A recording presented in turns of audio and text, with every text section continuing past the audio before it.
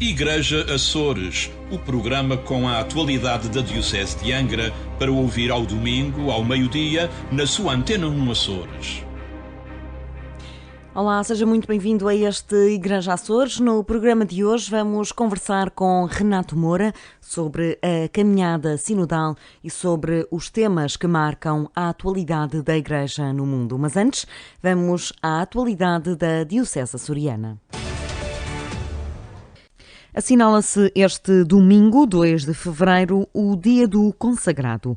As congregações de vida consagrada vão perdendo membros com o passar dos anos, mas algumas vocações ainda chamam os mais novos. É o caso de Rita Ornelas, a jovem terceirense, está na Congregação das Servas de Nossa Senhora e alia a vida espiritual ao desporto. Quando vim para a faculdade, tirei o curso de desporto.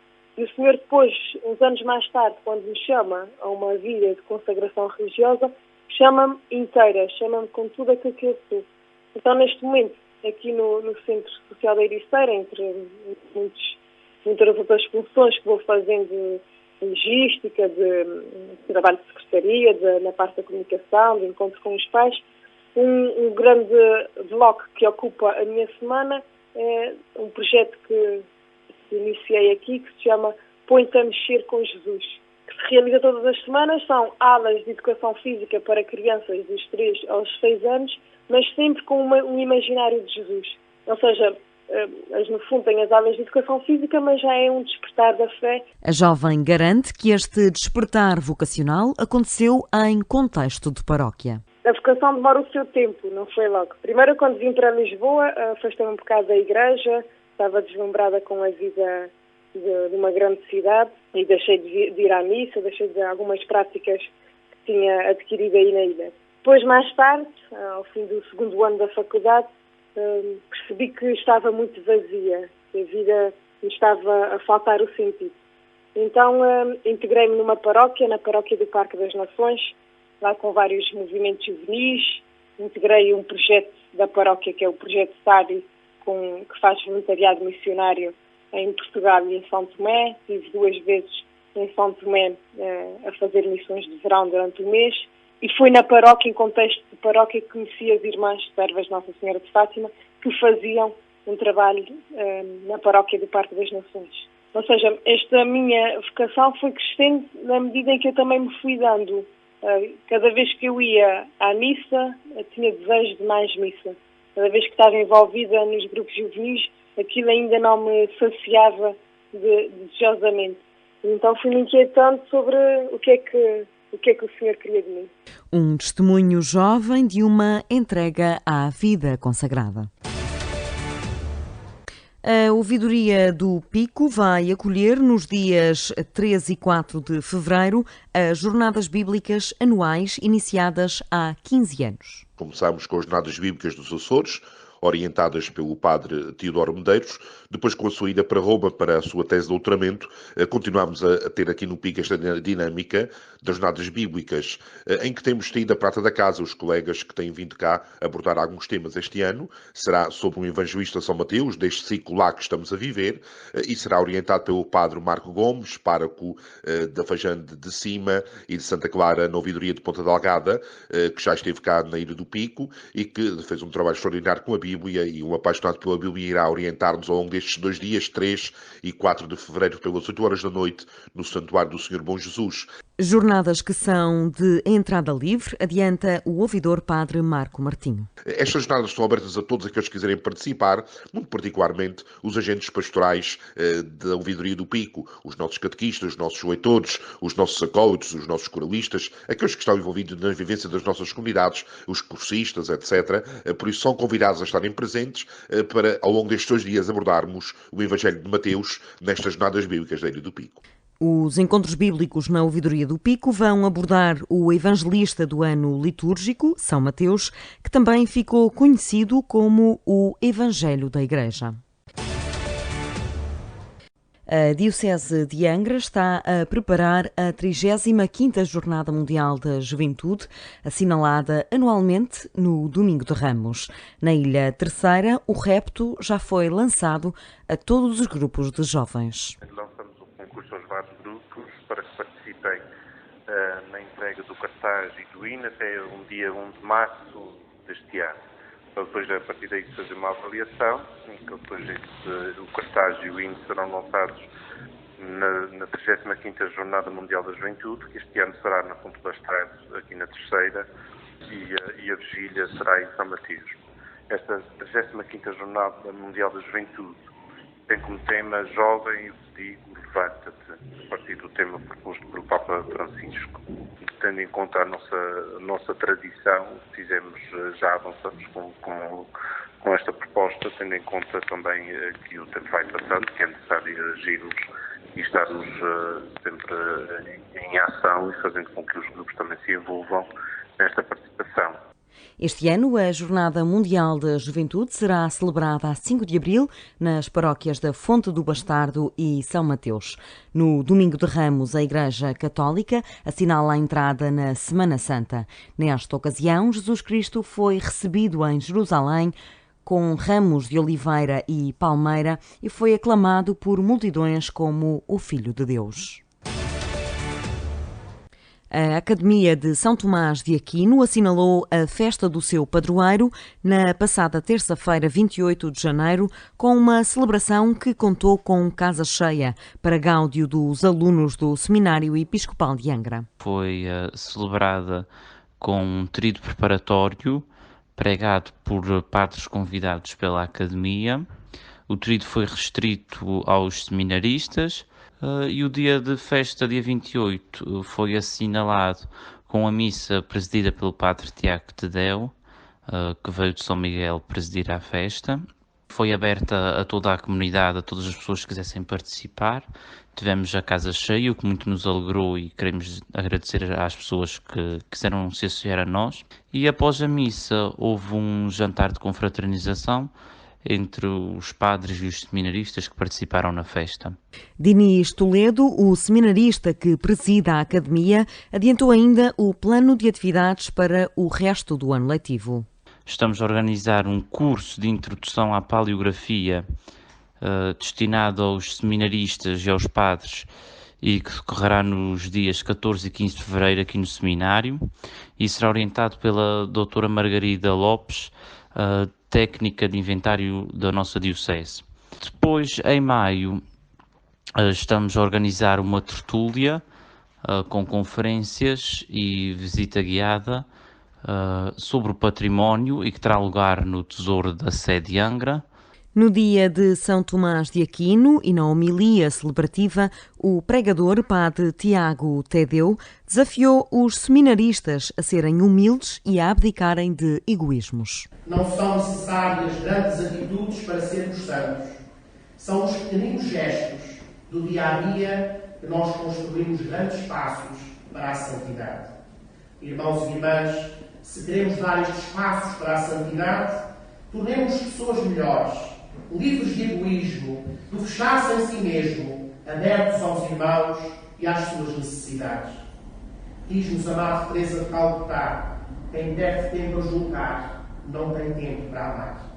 E o Papa Francisco esta manhã, na sua homilia, dizia: o Evangelho não irá em frente com evangelizadores tristes, enfadonhos, amargurados e frustrados. Não. O Evangelho só irá em frente com evangelizadores alegres e cheios de vida. Após alguns anos de inatividade, a Academia de São Tomás de Aquino foi reativada no ano letivo de 2017-2018 por mérito dos alunos e formadores do seminário. Habitualmente, entre as atividades está a promoção do culto litúrgico em honra de São Tomás de Aquino, com tríduo de preparação e festa a 28 de janeiro. A promoção das jornadas culturais em cada ano letivo, a publicação de uma revista, entre outras iniciativas. E o convidado deste Igreja Açores é Renato Moura, ele que é cronista e colaborador do portal Igreja Açores e que vai juntar-se a nós mais uma vez neste espaço de rádio. Obrigada por estar connosco. Como cristão comprometido e informado que é, como é que vê esta decisão de trilhar uma caminhada sinodal diocesana? Ora bem, pois como cristão também tenho o dever de ser sincero, direto e frontal. e com toda a franqueza vejo com alguma preocupação. Eu creio que não estávamos preparados para iniciar esta caminhada. Eu julgo que teria valido a pena haver mais reflexão sobre a própria necessidade e sobre a forma de trilhar todo este caminho. Uma reflexão que fosse mais alargada, que provocasse uma adesão tanto quanto possível generalizada. É porque, na minha perspectiva, o sínodo só vai valer se trouxer para dentro da Igreja os que pertencem a ela estão fora, não é? Por isso era útil, eu diria mesmo que era indispensável tê-los ouvido primeiro. Claro que sei que é sempre doloroso ouvir verdades, é sempre desagradável ouvir críticas que às vezes são injustas e infundadas, mas era útil que a ideia tivesse sido lançada à terra, pois isso ia naturalmente pela Igreja, pela Diocese, mas que depois tivesse nascido de baixo, que tivesse vingado de baixo, mesmo que com ervas daninhas à volta que discordassem. Tinha-se tornado um acontecimento de que se poderia falar, talvez bem e mal, mas falar. Portanto, a iniciativa não talvez algo artificial, não é? A iniciativa partir dos cristãos, serem incentivá-los a terem essa iniciativa. Olhando para o todo diocesano, este era um caminho inevitável? Pois, sabe Deus. Pronto, mas agora que se mandou avançar, talvez já não valha muito a pena falar da inevitabilidade. O que me parece que teria sido talvez evitável era caminhar tão depressa. O ditado diz que depressa e bem não faz ninguém. Pouco adiante e depressa se não surgirem depois resultados positivos. Queimar etapas com datas apertadas pode não ser efetivamente o mais aconselhável no meu ponto de vista. O objetivo de um sínodo não pode ser cumprir um item de programa. Os partidos políticos é que às vezes criam muitos objetivos, centenas, e depois dizem, já se cumpriu 3/4 partes do programa e tal. Foram riscando ali os itens, sabe, como eles é que fazem também as contas. Ora, isto é perigoso, criar expectativas se depois os resultados não aparecerem, acaba por ser, como se costuma dizer, a pior emenda que o soneto, não é? Portanto, é preciso coragem para nos enfrentarmos com as feridas que existem. É preciso conhecê-las bem, depois é preciso descobrir as estratégias para as curar. É importante aprender com os que sentem os problemas, como é que os sentem, como é que estão disponíveis para falar deles, como é que achavam que estavam abertos para os ver tratar e para os ajudar a tratar. Se nos impusermos à bruta, não mudamos nada e se calhar corremos o risco de criar ainda mais feridas. O que tinha era de ser um caminho de criar consensos sobre orientações para o futuro e sobre resolução de problemas. Uma caminhada com datas e com prazos é uma caminhada muito difícil e acredita que pode não cumprir o seu propósito. Pois, é uma questão que é muito delicada e, como qualquer coisa muito delicada, tem que ser muito bem tratada, porque às vezes a forma pode dar cabo do bom objetivo, não é? E de maneira que isto, enfim, receio muito nestas coisas as datas. Acho que tinha que ter havido um tempo longo de preparação para isto, que fizesse com que as pessoas sentissem a necessidade, porque eu creio que ela que existirá de se refletir sobre muitas coisas. Mas enfim, receio que isto seja a ser feito tudo demasiado à pressa, não é? Falava em curar feridas. Que feridas são essas que os Açores, a Diocese, tem que curar? Isto no fundo é assim, nós olhamos para as igrejas, sentimos que elas efetivamente estão vazias. E essa é a ferida maior, não é? E portanto, os problemas existem, as pessoas estão afastadas, o mundo de hoje não está a ser, dá-me a impressão que a Igreja não está conseguindo enfrentar o mundo com as suas mutações. E de maneira que temos olhar para as questões de maneira de procurar dar a volta a essas questões. E para isso lá está. Precisamos realmente de tempo e precisamos de sentir o que é que pensam os que estão de fora, porque o sino é principalmente para aqueles que estão de fora.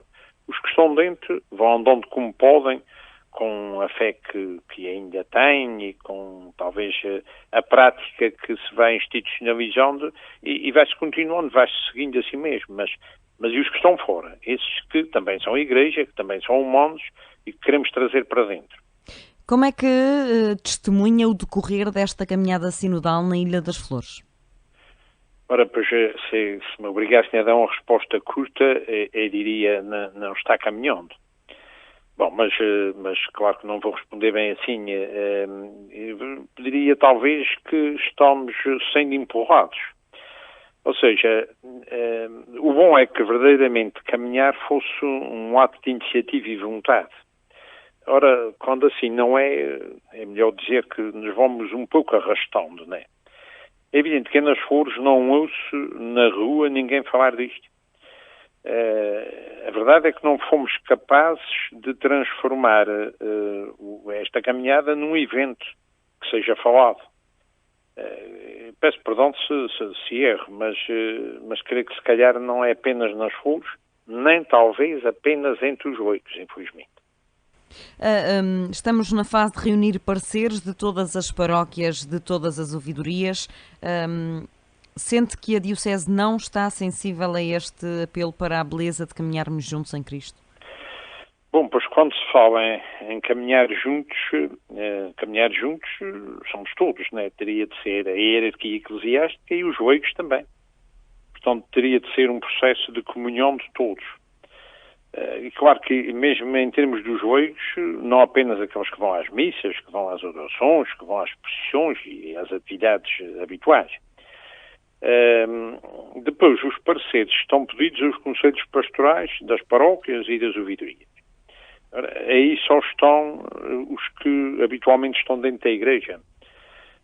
E mais do que isso, nas paróquias pequenas são os mesmos para tudo, são muito poucos, são os mesmos que estão nos conselhos de assuntos económicos, que são catequistas, que são leitores, que são elementos da capela. Provavelmente são os que estão de dentro, têm menos capacidade para inventariar os problemas do mundo de hoje. Depois, os parceiros terão de ser baseados num guião. É evidente que não vou pôr, obviamente, em causa a capacidade intelectual das pessoas que foram escolhidas, mas, claro, é outra vez um documento que vem de cima. É feito por pessoas que estão nos grandes centros urbanos dos Açores. Depois, os textos são, francamente, de alguma forma, uma orientação. E se não condicionam, de alguma forma, deixam a ideia de que orientam as respostas num certo sentido. Depois convenhamos que o documento submetido aos conselhos pastorais é um documento difícil, um documento pesado, é de resposta complexa.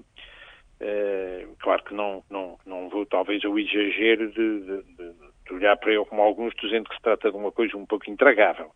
Mas é difícil, manifestamente difícil. Portanto, a complexidade e a quantidade de perguntas e as diversas respostas que têm de ser dadas complicam um resumo por parte da ouvidoria, que não será fácil de fazer e talvez só por isso se torne também um pouco redutor. Depois, enfim, desses documentos das várias ouvidorias, parece que nascerá depois um outro documento.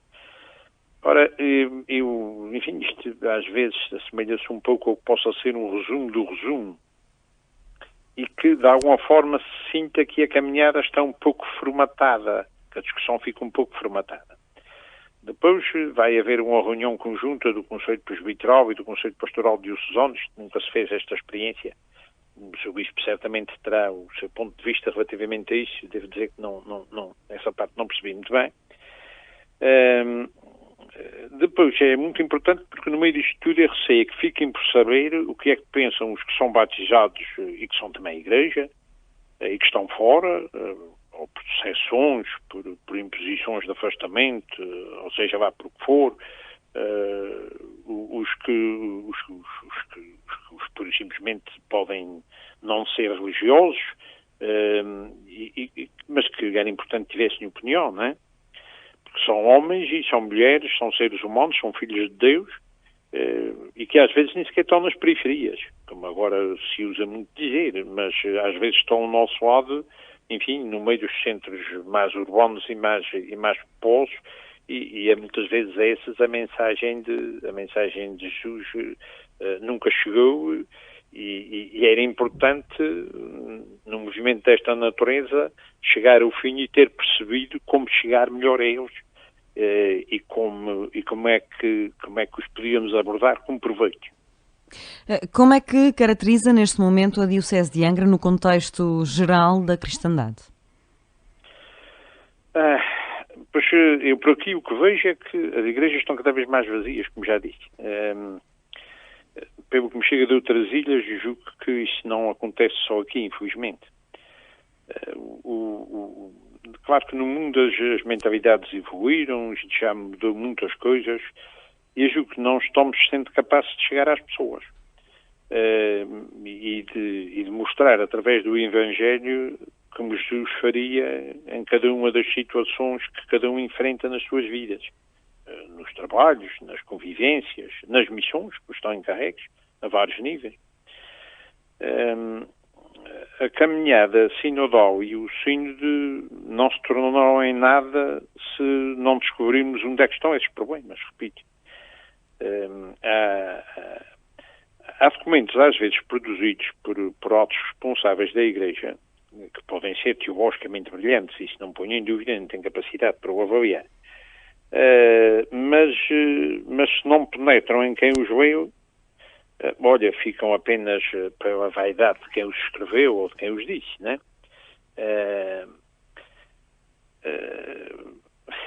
Eu costumo ir, quando estou fora, a uma paróquia pequena, mas vai muita gente às celebrações eucarísticas, e o parque que lá está faz uma homilia sempre com uma ideia única, uma ideia muito pequenina. Agora, eu não sei se isso é bom ou se é mau, e aqui é com uma linguagem muito simples, às vezes fica a pensar, será isto um bom método? Pronto, pelo menos eu, quando saio de lá, naquele dia não me ficou nada baralhado para pensar. Aquela ideia perdura, né? Ora, eu desejo acreditar que os padres que se estão a formar, que venham a estar preparados para os desafios novos que se estão colocando. Claro que já nada é igual ao que era antes, né? E espero que esta caminhada sinodal não seja uma oportunidade que se perca, porque era importante construir nos Açores uma maior e melhor igreja, né? Na sua mensagem para o 54º Dia Mundial das Comunicações Sociais, o Papa Francisco sublinhou o poder das boas histórias em tempos de confusão. O Renato escreveu recentemente também sobre a nova forma de comunicar dos políticos portugueses. Como é que se apela à união quando a palavra é, em regra geral e atualmente, de discórdia e de ódio? Bom, eu acredito que Deus dá à Igreja um Papa para cada momento, né? Claro que estamos a viver num mundo absolutamente conturbado, embora se tenda a dizer que não há guerra física, ela, apesar de tudo, existe em alguns lugares, mas há muitos outros tipos de guerra, né? São os radicalismos religiosos, parece que avançam cada vez mais, continua a haver mártires cristãos e não só. O radicalismo ideológico, isso é uma guerra que talvez habitualmente não se chama assim, mas que na prática é. A grande dificuldade que há de aceitar o ponto de vista alheio realmente está a crescer tremendamente. Depois está às vezes muito partindo por destruir a ideia do outro e às vezes não tem nenhuma melhor do que ela, né? É um combate, digamos, às vezes sem quartel a tudo que o contrário diz. Depois as pessoas, e na política isto então é uma constante, se estão de um lado ou do outro, defendem coisas completamente contrárias, ou seja, se estão no governo ou se estão na oposição, o que antes tinha sido dito como uma coisa excelente passa a ser uma coisa péssima e assim por diante. Depois já os interesses económicos a comandar isto tudo. Ora, este Papa tem sido realmente um Papa que nos tem trazido mensagens com um valor incomensurável. Primeiro, são variadas, abarcam todos os temas. Depois era de esperar que os cristãos na política deviam ter um comportamento que fosse conforme o que dizem ser as suas convicções religiosas. Portanto, quem é cristão, enfim, deve conformar a sua atividade, não é apenas, enfim, cumprir os deveres de ir à missa uma vez por semana. No fundo, devia comportar-se na sua atividade política também tendo em conta os grandes princípios em que acredita. Depois, às vezes estranha-se que a Igreja tem intervenções sobre temas políticos. Isso não é de maneira nenhuma de estranhar. E o Papa, nessa matéria, tem dado bons exemplos. As pessoas, também se estranha às vezes que as pessoas que intervêm em órgãos ou plataformas de comunicação da Igreja deem opinião e façam avaliações. Pois devem fazê-lo. Não só podem, mas deviam mesmo fazê-lo, devem fazê-lo. Porque às vezes estão em causa princípios e valores. Não é bem o dizer se vota neste ou vota naquele, mas enfim, é importante esclarecer onde é que estão os princípios e onde é que estão os valores.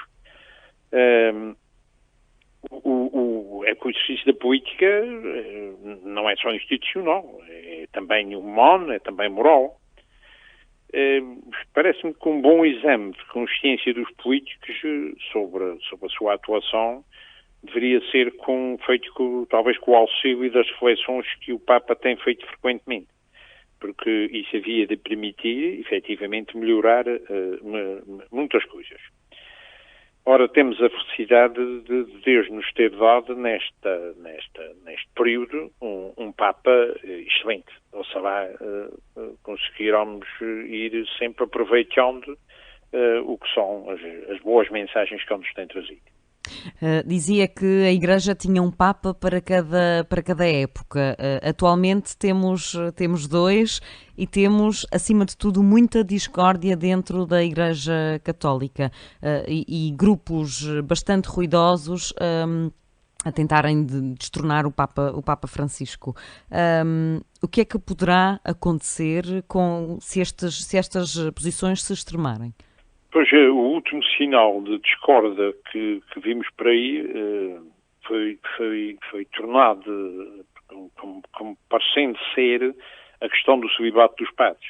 Claro que é evidente que não era isso. Isso foi o pretexto que foi lançado como uma coisa simples para chamar a atenção para uma realidade que as pessoas conhecem de perto e movimentá-los para isso. Mas isto que se está a fazer, efetivamente, é a tentar impedir este Papa de mexer com os poderes instalados na Igreja.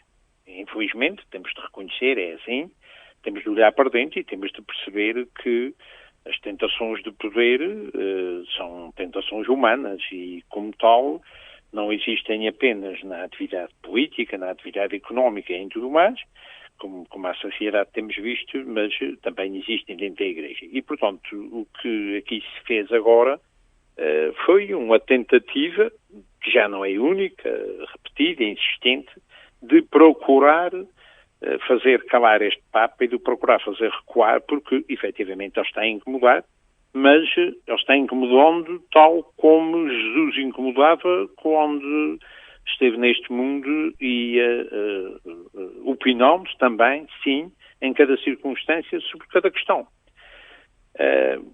Foi pena que realmente o cardeal se tivesse aproveitado do Papa Bento para, enfim, para esta movimentação e realmente foi uma pena que o Papa Bento não se tivesse abstido de interferir nesta questão e de alguma forma poder transparecer alguma cobertura a esta situação. Mas é evidente que estas guerras, estas discórdias sempre vão existir, porque Deus já tinha prevenido que ele tinha vindo ao mundo e que para lançar a discórdia, mesmo dentro das famílias. Portanto, entre os que haviam de ser por ele e os que haviam de ser contra ele. Portanto, temos de contar com isto. Agora, creio que enfim, isto há de compor-se que estas guerras, estas discórdias, hão de permitir sempre que o rosto e o estilo da vida de Jesus venham sempre ao de cima. Então afasta a possibilidade de um cisma? Sim, não creio. Não creio que se chegue tão longe. Não creio que se chegue tão longe, porque creio que a verdade há de sempre vencer e que Deus há de sempre permitir que se salve a verdade. Agora, pronto, isto é um testemunho dos tempos, é a discórdia, que é a discórdia entre nações, é a discórdia entre líderes, é a discórdia entre partidos. Isto está a acontecer um pouco por todo o mundo, em todos os lados. É um pouco o sinal dos tempos. É uma pena que na Igreja isso também tenha entrado, mas pronto, é evidente que como este Papa efetivamente está a mexer com muita coisa, está a pôr muita coisa em ordem, naturalmente que era perfeitamente expectável que isto havia de acontecer. Mas eu creio bem que a verdade se salvará sempre e que não se chegará a um ponto de um cisma, porque quem está do lado de que não há razão não há de ganhar a guerra, entre aspas. Da Igreja no mundo para a realidade nacional. Estamos em véspera de um debate parlamentar sobre a eutanásia. A Igreja esteve bem neste debate até agora? O país está apto a discutir e a votar esta questão? Bom, eu sou sempre de opinião que a Igreja deveria ser muito mais corajosa nas suas intervenções, nomeadamente em temas sociais, em temas de humanidade, digamos assim. E aqui o que está em causa é uma questão de vida. Claro que isto tem aparecido como, enfim, sendo uma questão de dignidade da morte. Claro que, e por que não tratá-la como dignidade da vida?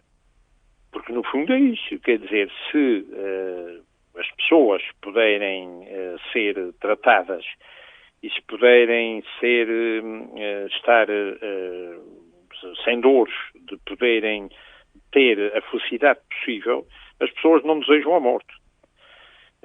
Portanto, claro que estamos num país onde estão péssimos os cuidados paliativos ainda.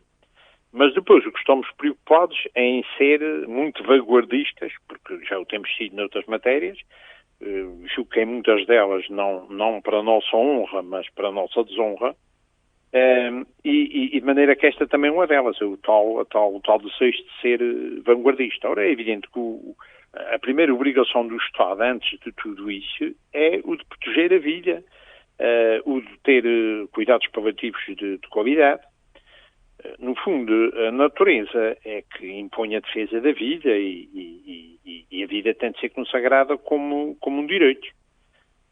De maneira que, enfim, haverá que a Igreja ser nesta matéria corajosa e porque se trata de uma questão de vida não pode de maneira nenhuma transigir.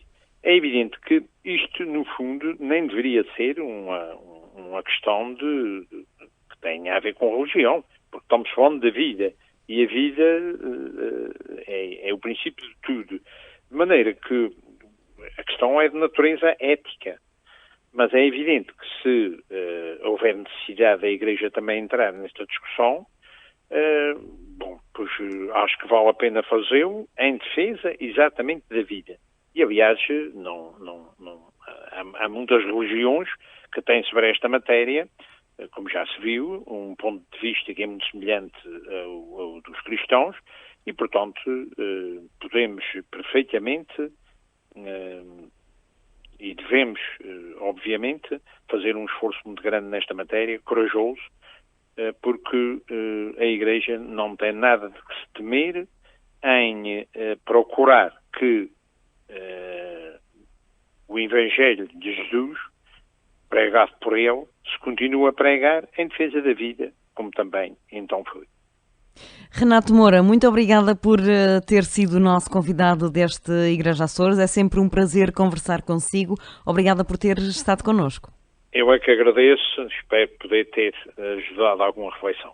Muito obrigado. Renato Moura foi o convidado deste Igreja Açores, mas o programa regressa na próxima semana com mais um convidado especial e com mais atualidade da Diocese de Angra. Igreja Açores, o programa com a atualidade da Diocese de Angra para ouvir ao domingo, ao meio-dia, na sua Antena 1 Açores.